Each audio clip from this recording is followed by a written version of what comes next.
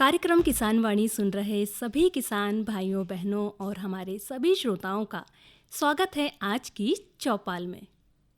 श्रोताओं, इन दिनों पड़ने वाली तेज धूप से हम सभी के हाल बेहाल हैं। दिन भर की भाग दौड़ के बाद शाम को ऐसा लगता है कि बस अब तो कुछ देर आराम से थोड़ा बैठा जाए।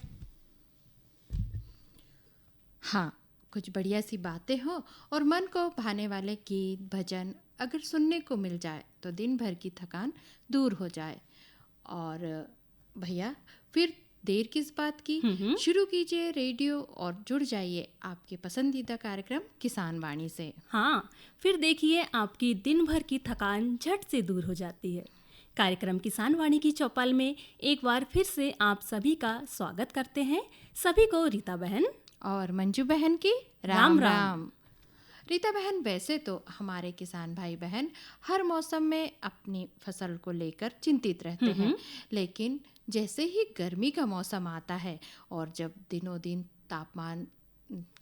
जो है तापमान धूप बढ़ने लगती है, तो किसान भाइयों की चिंता भी बढ़ने लगती है और फसलों पर भी गर्मी का असर दिखने लगता है। बिल्कुल बिल्कुल सही कहा मंजू बहन आपने। और मंजू बहन देखिए, किसान भाइयों की चिंता तो बढ़ेगी ही ना, क्योंकि इन दिनों फसल को सबसे ज़्यादा ज़रूरत होती है पानी की। और हम सब तो जानते ही हैं कि गर्मी में तेज धूप के कारण तापमान बढ़ने से और पानी के लगातार दुरुपयोग होने से कुआं, तालाब और ज़मीन में लगभग सभी जगह पानी का स्तर नीचे चला जाता है, जिससे फसलों को सिंचाई के लिए पानी कम पड़ जाता है। बिल्कुल सही कहा रीता बहन। और फिर समय से पर्याप्त पानी न मिलने से फसलों पर भी बुरा प्रभाव पड़ता है। कभी कभी ऐसा भी होता है कि किसानों के पास पानी तो है, लेकिन गर्मी में बार बार बिजली चले जाने से किसान भाई खेत में समय पर सिंचाई नहीं कर पाते हैं। मंजू बहन, देखा जाए ना तो पानी, बिजली और पेड़ों का जो महत्व है ना, वो इन्हीं दिनों हमें समझ में आता है। इसलिए हम सभी को 12 महीनों बिजली और पानी की बचत करनी चाहिए और पेड़ पौधे लगाते रहना चाहिए। ज़रूरी नहीं कि हर पेड़ फल दे, कुछ पेड़ों की छाँव भी गर्मी में हमें बड़ा सुकून देती है। ये तो बहुत ही बड़ी बात कह दी आपने। बहुत अच्छा संदेश दिया हमारे श्रोताओं को, किसान भाइयों को।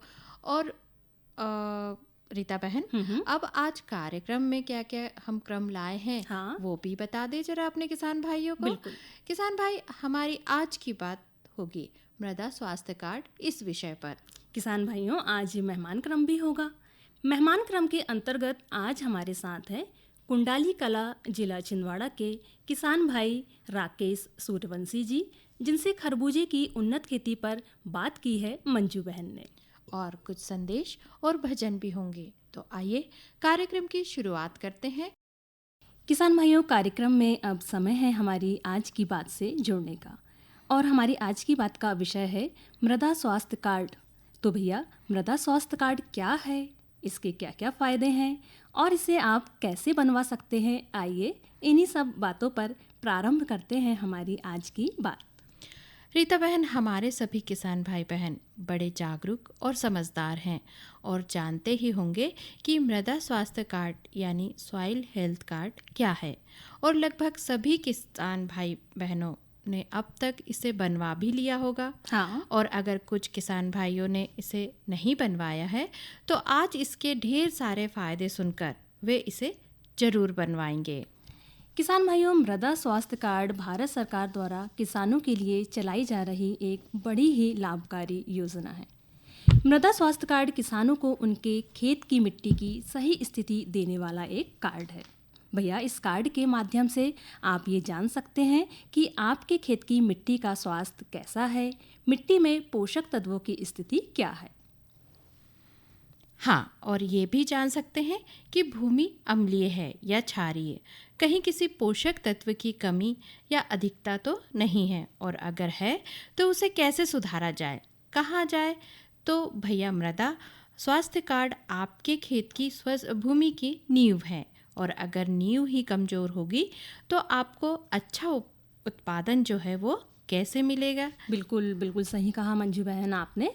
भारत में बहुत से किसान भाई बहन ऐसे भी हैं जो खेती तो करते हैं, लेकिन उन्हें ये पता नहीं होता कि उनके खेत की भूमि कैसी है, उसमें पोषक तत्वों की स्थिति क्या है और किस फसल को लगाने से उन्हें अच्छा लाभ होगा, क्योंकि शायद उन्होंने मंजू बहन अपने खेत की मिट्टी का परीक्षण ही नहीं करवाया है।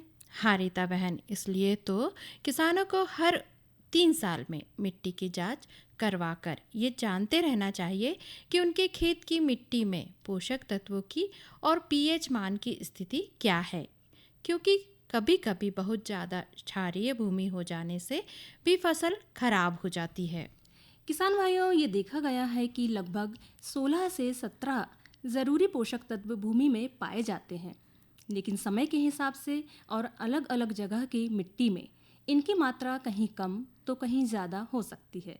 अब क्या होता है ना कि जैसे ही किसान भाई कोई भी फसल लगाते हैं तो अपने अंदाजे से इस फसल में नाइट्रोजन की इतनी मात्रा देना है और उस फसल में फास्फोरस की इतनी मात्रा देना है, तो मंजू बहन अपने अंदाजे से उर्वरक देते रहते हैं। ये तो बिल्कुल सही कहा रीता बहन आपने। इससे उर्वरकों और खाद पर बेफिजूल पैसा खर्च होता है और भूमि की सेहत भी बिगड़ते जाती है। भैया, अगर आप सॉइल हेल्थ कार्ड बनवा लेते हैं तो कृषि वैज्ञानिकों द्वारा आपको बहुत बढ़िया जानकारी भी दी जाती है कि आपको आपके खेत की भूमि के हिसाब से किस फसल में कितनी मात्रा में उर्वरक देना है। मंजू बहन, इस कार्ड को बनवाने के और भी कई फायदे हैं, वो भी हम हमारे किसान भाई बहनों को बता देते हैं। जैसे सबसे पहले तो ये निःशुल्क बनता है, यानी इसका कोई भी शुल्क हमारे किसान भाई बहनों को नहीं देना पड़ता है। और एक बार बनवाने के बाद किसान भाइयों यह 3 साल के लिए वैध रहता है। इससे किसानों को अपनी ज़मीन की मिट्टी की गुणवत्ता की जानकारी मिलती रहती है और मृदा का स्वास्थ्य भी लंबे समय तक अच्छा बना रहता है। इससे कृषि में लागत भी कम लगती है और सबसे अच्छी बात यह है कि उन्हें फ़ायदा ज़्यादा मिलता है, यानी उत्पादन अच्छा होता है। अरे वाह रीता बहन, यानी स्वस्थ धरा खेत हरा। किसान भाइयों, मृदा स्वास्थ्य कार्ड को बनवाना भी बहुत आसान है। इसे बनवाने के लिए आप अपने जिले के जिला कृषि अधिकारी या ब्लॉक कृषि अधिकारी से संपर्क कर सकते हैं।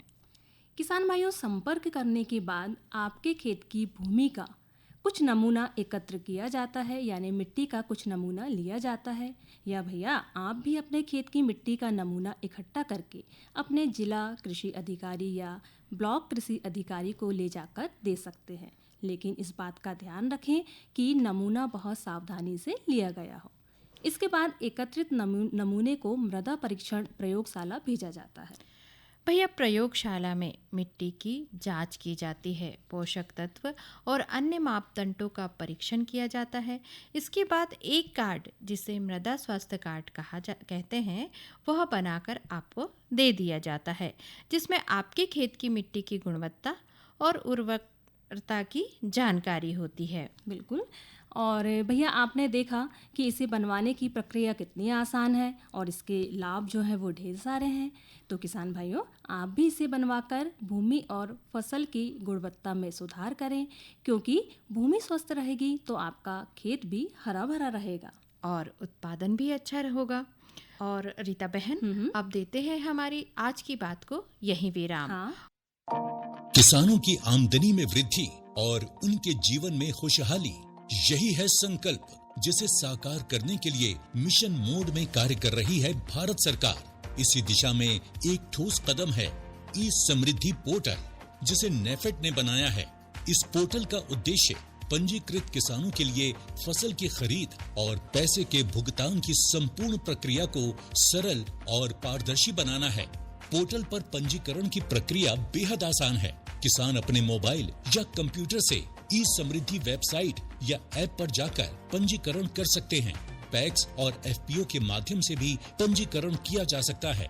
ई समृद्धि पोर्टल पर फार्मर रजिस्ट्रेशन पर क्लिक करें और अपने विवरण और आधार नंबर के साथ पोर्टल पर रजिस्टर करें। ये क्यूआर कोड स्कैन करके भी किसान अपना पंजीकरण कर सकते हैं। रजिस्ट्रेशन के उपरांत किसान अपनी उपज को एमएसपी पर नेफेड के माध्यम से बेच सकते हैं और यदि बाजार मूल्य अधिक है तो बाजार में भी बेच सकते हैं। यानी तूर, मसूर और उड़द की एमएसपी पर खरीदी की 100% गारंटी देता है नेफेड। नेफेड द्वारा पैसे का भुगतान नेफेड अकाउंट से सीधा किसान के खाते में किया जाता है।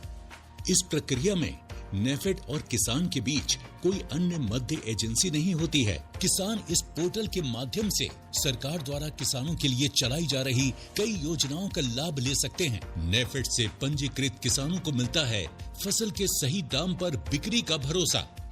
अगर आप किसान हैं तो आप भी ई समृद्धि पोर्टल का लाभ ले सकते हैं। पंजीकरण कराओ, फसल का उचित मूल्य पाओ। कृपया दिए गए QR कोड को स्कैन करके पंजीकरण कराएं। किसान भाइयों, जैसा कि अभी बाजार में खरबूजे का समय चल भी रहा है और खरबूजे आ भी रहे हैं, तो आज मेहमान क्रम के अंतर्गत हमारे साथ हैं ग्राम कुंडाली कला, जिला छिंदवाड़ा के प्रगतिशील किसान राकेश सूर्यवंशी, जिनसे खरबूजे की उन्नत खेती पर बातचीत की है हमारी मंजू बहन ने। तो आइए सुनते हैं खरबूजे की उन्नत खेती पर ये बातचीत। श्रोताओं, हमारे जीवन में सब्जी, फल, फूल इन सभी का बहुत ही महत्वपूर्ण स्थान है, ये तो हम सभी जानते हैं। लेकिन इनके महत्व और उपयोग या सेवन के साथ ही हमें इनका उत्पादन भी आना जरूरी है ना। और समय समय पर हम सब्जियों, फलों की खेती के बारे में आपसे चर्चा भी करते रहते हैं और फलों के आधुनिक तकनीक से उत्पादन पर भी बात करते हैं। गर्मियों के मौसम में फलों का हमारे आहार में शामिल होना बहुत आवश्यक होता है और इस मौसम में अंगूर, संतरा, तरबूज, खरबूज इन सभी फलों की बाजार में भरपूर मात्रा में आवक देखने को मिलती है। अब तो आप समझ ही गए होंगे कि आज हम मेहमान क्रम में किसी फल के बारे में चर्चा करने वाले हैं। जी हाँ किसान भाइयों, आज हमने मेहमान क्रम में खरबूजे की उन्नत खेती पर ग्राम कुंडाली कला के प्रगतिशील कृषक राकेश सूर्यवंशी जी से बातचीत की और जाना इसकी खेती के बारे में उनके अनुभव। राकेश भैया, आपको हमारे आकाशवाणी परिवार की ओर से राम राम। राम राम भैया, स्वागत है आज की किसान वाणी की चौपाल में। भैया, आज हम जानना चाहेंगे कि खरबूजे की खेती के बारे में आपके क्या अनुभव है। तो भैया, सबसे पहले मेरा प्रश्न है कि आप लगभग कितने वर्षों से खरबूजे की खेती कर रहे हैं? मैं 8 से 10 साल से खरबूजे की खेती कर रहा हूँ। और भैया, खरबूजे की खेती के लिए सर्वप्रथम क्या प्रक्रिया अपनाई जाती है? खरबूजे की खेती के लिए जमीन तो सभी चल जाती है, उसमें कोई दिक्कत नहीं रहती। हाँ। लेकिन ऐसा रहता है कि इसकी खेती जनवरी से 1 अप्रैल तक कभी भी की जा सकती है। यानी खेती में ऐसी मिट्टी होना और ऐसा हाँ, कोई वो दोमट मिट्टी, सादी मिट्टी, सभी मिट्टी में इसकी खेती होती है। लेकिन उसके साथ ही समय का भी ध्यान समय आपको का ध्यान रखना रखना होता है। बिल्कुल भैया, इसके लिए क्या कोई उन्नत किस्म के बीजों का चयन भी आप करते हैं? जी। जैसे मधु आता है, 149, गुरु आता है और भी इसमें 3 से 4 प्रकार की किस्में आती है। अच्छा, जो आप दुकानों से ले सकते हैं। कावेरी का एक हनी आता है। हाँ। सिमोन्स का आता है ना, 4-5 वैरायटी बहुत अच्छी आती है इसमें, जो आपके इतने दिनों के अनुभव में हाँ। आपने पहचाना है। जी। तो भैया, खरबूजे की खेती वैसे नदी के किनारे ज्यादा देखी जाती है जी। और की जाती है, लेकिन आप इसकी सिंचाई के लिए, अब हमारे आसपास तो नदी का एरिया है नहीं, तो फिर आप इसकी सिंचाई की व्यवस्था आप कैसे करते हैं? पहले तो नदी में ही होता था, आजकल अब खेतों में होने लगा है। हाँ। तो इसमें ड्रिप डाल के, फिर उसके ऊपर मल्च डाल के, फिर उसकी खेती होती है। तो आप मतलब आधुनिक तरीके से सिंचाई करते हैं? नहीं तो इसके पहले पानी रेलने वाला काम? नहीं, वो नहीं करते। खरबूजा वैसे भी रेत में होता है या फिर खेत में बगैर मल्चिंग के नहीं होता है, ये आपका अनुभव कहता है। भैया, हर फसल में रोग और कीटों का होना ये आम बात है। ये प्रकोप देखा ही जाता है। आप चाहे कोई भी फसल ले, फल वाली ले, सब्जी वाली ले। जैसे मैं देख रही हूँ कि आप सब्जियों की खेती भी बहुत बड़ी मात्रा में करते हैं। तो क्या रोग और कीट देखने को मिलते हैं खरबूजे की खेती में, और उसके समाधान के लिए आप क्या करते हैं? उसके लिए पूरी व्यवस्था करते हैं। जैसे शुरू में बेल आ गई तो उसके लिए ड्रिंचिंग करते तुरंत। एक हफ्ते बाद एलियट डाल दिए या रोको बेलिडा ये डाल दिए तो उससे 2 से 3 दिन में कंट्रोल हो जाती है। भैया मेरे मन में एक प्रश्न और उठ रहा है कि ये बेला वर्गीय हाँ, बेल वर्गीय फसलें है, तो इसमें क्या आप सीधे बीज को ड्रिप में लगा देते हैं या फिर इसके रोप तैयार किए जाते हैं? टेम्परेचर का खेल रहता है, जैसे दिसंबर जनवरी में लगा रहे तो फिर पॉली हाउस में इसका रोप डलवाओ, उसके बाद डायरेक्ट रोपा लगाया जाता है। यदि उस टाइम में खेत में लगाते तो इसको 12 से 13 दिन उगने में लग जाता, और अपन ने ज्यादा पानी दिए तो पचने की ज्यादा शिकायत होती। यदि मार्च के बाद, मार्च से अप्रैल में जब भी लगा रहे हो तो डायरेक्ट बीज लगा सकते हो। ये तो बहुत ही अच्छी बात बताई भैया आपने। तो आप जब भी आपने खरबूजे की खेती की जी, तो इसके साथ कभी तरबूजा भी लगा के देखा है? जी लगाए ना, तो वो भी इसी पद्धति से आप सेम फसलें हैं, बेला वर्गीय है दोनों भी, और इसमें भी आपको फायदा देखने को मिलता है। तो फिर जब इसका उत्पादन, फसल का उत्पादन हो जाता है भैया, तो फिर इसके बाजार आपको कैसे उपलब्ध हो पाता है? बाजार ऐसा है, यदि माल ज्यादा लगा है तो थोड़े कम रेट रहते, यदि कम है तो रेट ज्यादा मिल जाते। और फिर आपको इसको पहुंचाने की कैसे व्यवस्था करते हैं? पहुंचाने घर से भी जाता है, व्यापारी लोग आके घर से ले लेते हैं। सिर्फ छिंदवाड़ा में ही या बाहर भी जाता है? छिंदवाड़ा बाहर पूरी मंडियों में जाता है, नागपुर जाता है, भोपाल जाता है, इंदौर जाता है, सभी मंडियों में, सभी तरफ जाता है। तो इससे आपको बहुत अच्छी बचत और आवक देखने को मिल जाती होगी सब्जियों से, और गेहूं मक्का, इससे ज्यादा आपको इसमें 65 से 70 दिन की फसल है, आराम से पैसे बन जाते और साथ ही उसका रेट होना जरूरी है, मूल्य होना जरूरी है। 12 से 15 रुपए बिके तो किसान अच्छे खासे पैसे कमा लेते हैं, और नहीं तो कभी कभी बहुत सस्ता। मैंने देखा था कोरोना काल में हम पहुंचवा तक नहीं पाए थे बाजार तक, और खेत में ही हमारे व्यापारी नहीं रहते थे, रेट नहीं थी, मंडी खुली नहीं थी। तो बहुत वो समय बहुत बुरा सा देखा हमने, किसानों ने या सभी वर्ग ने इसमें। तो भैया आप आगे भी हमें ऐसे ही नए अनुभव हमारे साझा करते रहिएगा हमारे साथ, और आपको आकाशवाणी केंद्र में अपने विचार और अपने अनुभव साझा करने के लिए बहुत बहुत धन्यवाद। और यहीं पर मैं कहती हूँ राम राम।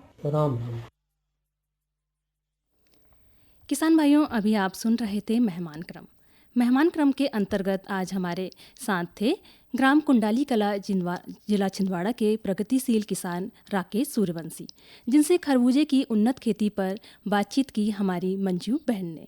और आइए अब सुनते हैं ये संदेश।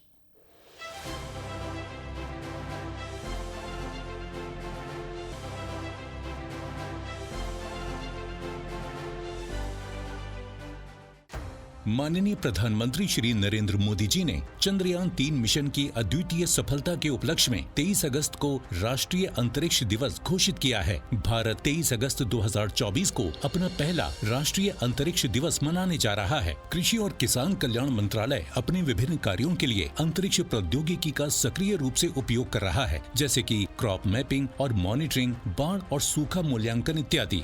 इसी दिशा में आगे बढ़ते हुए मंत्रालय ने एक जियो स्पेशल प्लेटफॉर्म कृषि डिसीजन सपोर्ट सिस्टम विकसित किया है, जिसका उद्घाटन राष्ट्रीय अंतरिक्ष दिवस के अवसर पर किया जा रहा है। कृषि DSS एक अनूठा जियो स्पेशल प्लेटफॉर्म है, जिसे भारतीय कृषि के लिए विशेष रूप से डिजाइन किया गया है। इसके माध्यम से व्यापक डेटा मिलता है, जैसे कि सैटेलाइट चित्र, मौसम की जानकारी, जलाशयों की भंडारण स्थिति, भूजल स्तर और मृदा स्वास्थ्य जानकारी, जिसे किसी भी समय और कहीं से भी आसानी से प्राप्त किया जा सकेगा। कृषि DSS में व्यापक कृषि प्रबंधन को सपोर्ट करने के लिए डिजाइन किए गए कई एडवांस्ड मॉड्यूल्स शामिल हैं। खेतों के विशाल विस्तार से लेकर मिट्टी के सबसे छोटे कण तक कृषि DSS में सब कुछ कवर किया गया है। क्रॉप मैपिंग और मॉनिटरिंग के साथ हम ये जान पाएंगे कि कहां पर कौन सी फसल उग रही है। ये विभिन्न वर्षों में पार्सल लेवल क्रॉप मैप्स का विश्लेषण करके फसल पैटर्न को समझने में मदद करेगा। ये जानकारी क्रॉप रोटेशन प्रैक्टिसेस को समझने में सहायक होगी और विविध फसलों की खेती को प्रोत्साहित करके सतत कृषि को बढ़ावा देगी। ड्राउट मॉनिटरिंग से सूखे की स्थिति को पहले से जानने में मदद मिलेगी। ये मिट्टी की नमी, जल भंडारण, फसल की स्थिति, सूखे की अवधि आदि जैसे विभिन्न संकेतकों पर लगभग रियल टाइम जानकारी प्रदान करेगी। वहीं क्रॉप वेदर वॉच से पता चलेगा कि मौसम फसलों को कैसे प्रभावित करेगा। इसके साथ साथ ये फसल की कटाई की स्थिति, फसल अवशेषों को जलाने की स्थिति की जानकारी प्रदान करेगा। फील्ड पार्सल सेगमेंटेशन की मदद से सटीक फील्ड पार्सल यूनिट्स बनाएगी, जो प्रत्येक पार्सल की विशिष्ट आवश्यकताओं को समझने और लक्षित हस्तक्षेपों के लिए फसल पैटर्न को समझने में मदद करेगी। पिक्टोरियल एनालिटिक्स के साथ बस एक तस्वीर के माध्यम से कृषि डीएसएस फसल की पहचान कर लेगा। One nation one soil information system आपको व्यापक सॉइल डेटा प्रदान करेगा, जैसे कि मिट्टी का प्रकार, मिट्टी का पीएच, मिट्टी की सेहत आदि। सॉइल डेटा फसलों की उपयुक्तता और भूमि की क्षमता का आकलन करने में मदद करेगा, साथ ही मिट्टी और जल संरक्षण उपायों को लागू करने में भी सहायक होगा। कृषि डीएसएस का ग्राउंड ट्रूथ डेटा लाइब्रेरी शोधकर्ताओं और उद्योग को विभिन्न फसलों के लिए ग्राउंड ट्रूथ डेटा और स्पेक्ट्रल लाइब्रेरीज जैसे आवश्यक संसाधन प्रदान करके नवाचार को बढ़ावा देगा। फ्लड इम्पैक्ट असेसमेंट से लेकर क्रॉप इंश्योरेंस सॉल्यूशंस और कई अन्य पहलुओं तक कृषि डीएसएस एक समग्र समाधान पेश करेगा, जो हमारे किसानों को सशक्त बनाने, हमारी नीतियों का प्रसार करने और हमारे देश के हित में होगा। कृषि डिसीजन सपोर्ट सिस्टम डीएसएस पर उपलब्ध विभिन्न डेटा स्रोतों को एकीकृत करके किसान केंद्रित कई समाधान का, जैसे कि किसानों को उचित व्यक्तिगत सलाह और प्रारंभिक आपदा चेतावनी जैसे कि पेस्ट अटैक, भारी बारिश, ओलावृष्टि आदि की जानकारी दी जाएगी। कृषि डीएसएस सिर्फ एक पोर्टल नहीं है, बल्कि कृषि में इनोवेशन और सस्टेनेबिलिटी को बढ़ावा देने वाला अत्यंत महत्वपूर्ण माध्यम होगा। आइए हम सब मिलकर भारत के लिए एक मजबूत, स्थायी और समृद्ध कृषि व्यवस्था बनाएं। कृषि डीएसएस सशक्त कृषि की ओर कदम बढ़ाएं। संदेश के बाद किसान भाइयों, अब आपको सुनवाते हैं ये चौकड़िया, जिसमें आवाज है प्रेमलाल पाठक की। आइए सुनते हैं।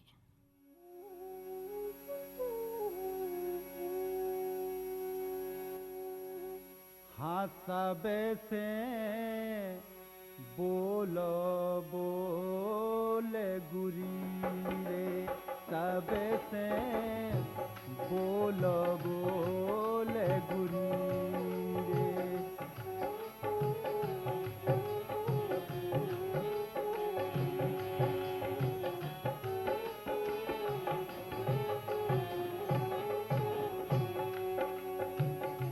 कोयल कैसे सीरे,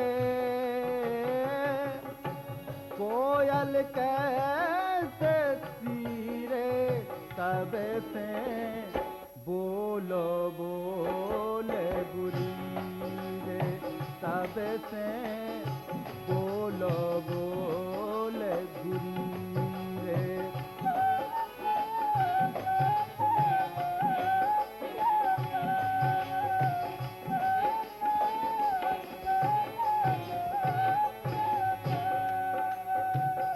चार दिना की जा जिंदगानी, चार दिना की जा जिंदगानी, चार दिना की जा जिंदगानी, चार दिना की जा जिंदगानी, चार दिना की जा जिंदगानी, जा जिंदगानी।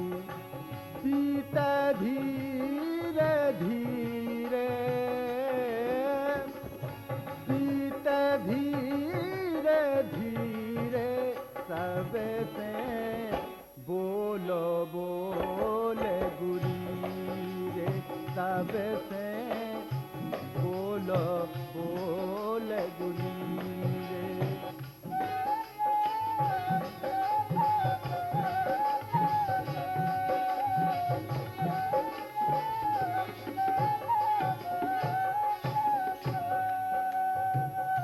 माया मोह की ई काया में, माया मोह की ई काया में, माया मोह की ई काया में, माया माया मोह की ई काया में, माया मोह की ई काया में, ई काया में पर जाने हैं छीरे,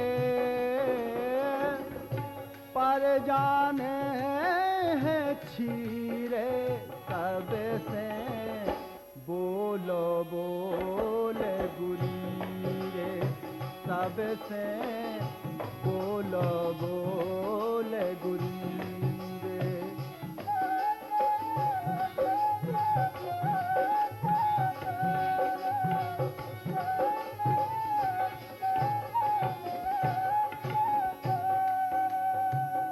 मिल के रंग एक हो जाने, मिल के रंग एक हो जाने, मिल के रंग एक हो जाने, मिल के रंग एक हो जाने, मिल के रंग एक हो जाने, एक हो जाने, लाल हरी रे पीरे,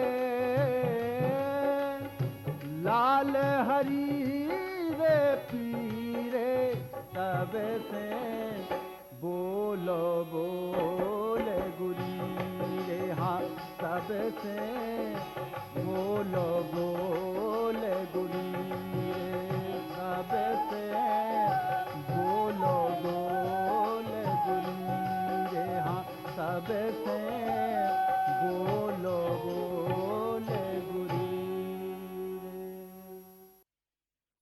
और रीता बहन, इस भजन के बाद अब समय हो गया है सभी किसान भाइयों से विदा लेने का, लेकिन चलते चलते हम सभी से यही कहना चाहेंगे कि इस बढ़ती गर्मी में आप सभी अपना, अपनी सेहत का, अपने पशुधन का विशेष ध्यान रखें। और इसी के साथ कहते हैं मंजू बहन और रीता बहन की राम राम, जय जवान जय किसान।